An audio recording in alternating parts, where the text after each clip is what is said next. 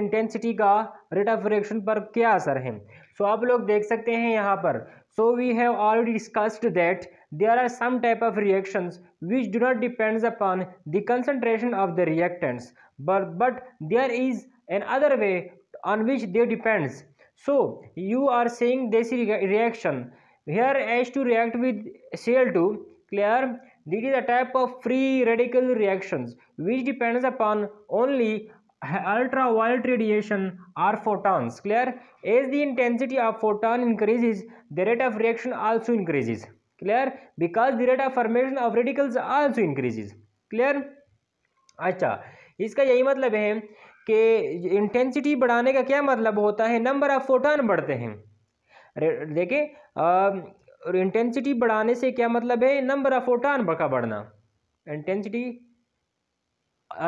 Increase means number of photon का increase होना। सो आगे चलते हैं।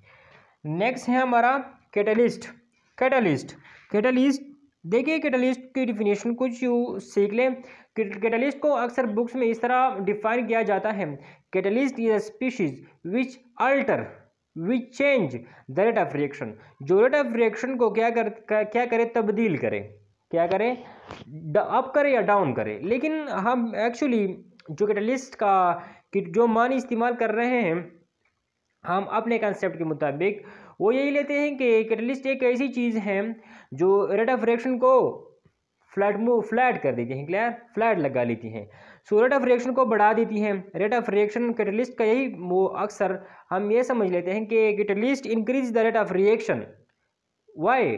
Because the catalyst decreases the activation energy. देखें सपोज, देखिए जब ए बी के साथ रिएक्शन करती हैं और इससे प्रोडक्ट बनते हैं सपोज सी, इससे प्रोडक्ट क्या बनती है, सी। कोई आम रिएक्शन ले लें, क्लियर? एक रिएक्शन है कोवैलेंट रिएक्शन।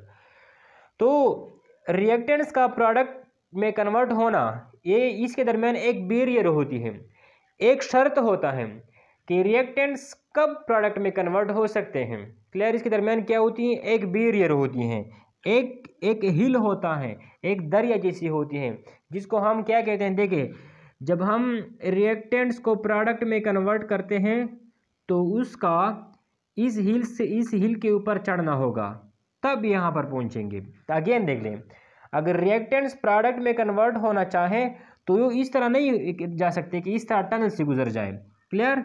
वो इस पहाड़ के ऊपर से आकर यहाँ पर आएंगे, clear?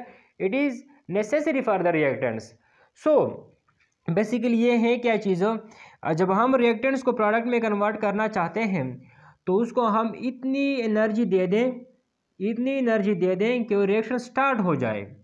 So the amount of energy, देखें नोट डाउन कर लें, द अमाउंट ऑफ एनर्जी, देखें इस तरफ एनर्जी है, क्लियर? ये एनर्जी शो करती है।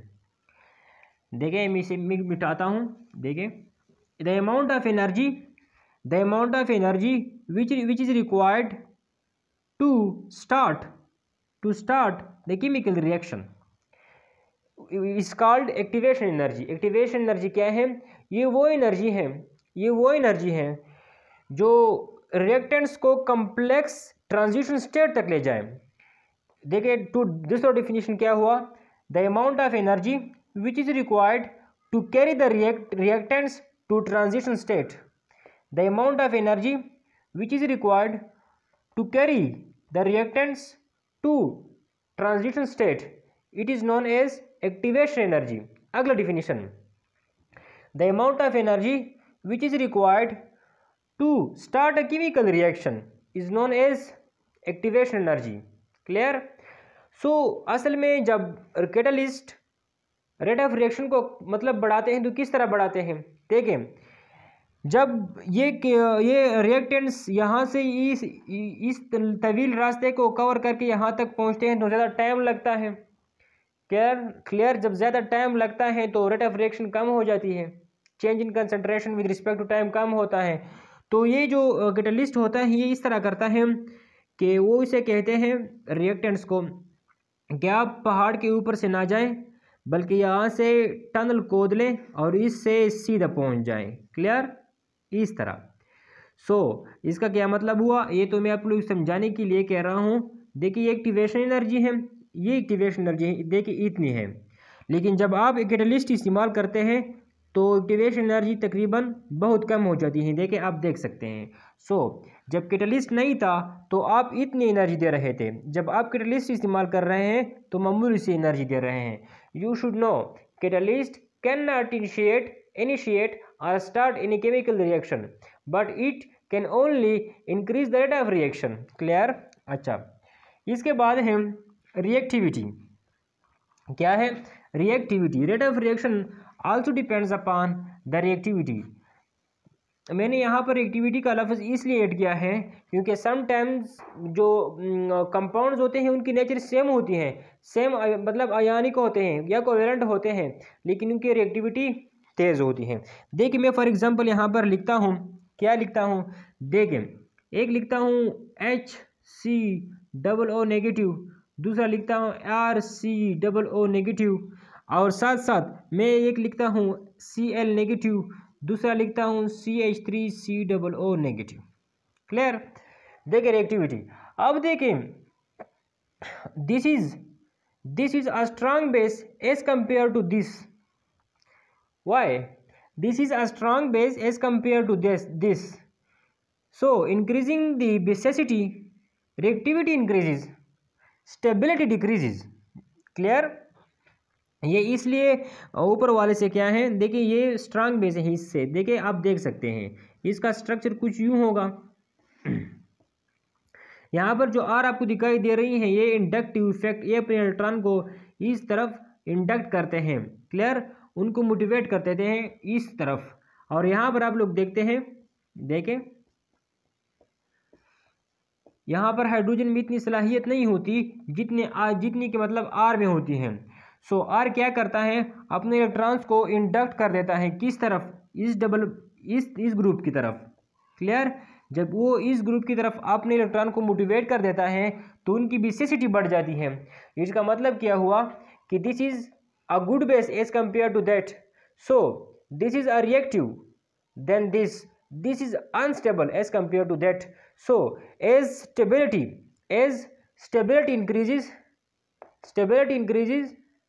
reactivity decreases. जब स्टेबिलिटी इंक्रीज होती है तो रिएक्टिविटी कम होती है। क्लियर? जिस तरह जब सॉल्युबिलिटी बढ़ती है तो रिएक्टिविटी कम होती है। सॉल्युबिलिटी जब बढ़ती है तो रिएक्टिविटी कम होती है। सॉल्युबिलिटी जब बढ़ती है रेट ऑफ रिएक्शन बढ़ता है। आप यहाँ से कंफर्म कर सकते हैं। देखिए एक और एग्जांपल लेते हैं। ये अगर आया है CH3COOH से और ये आया है HCl से।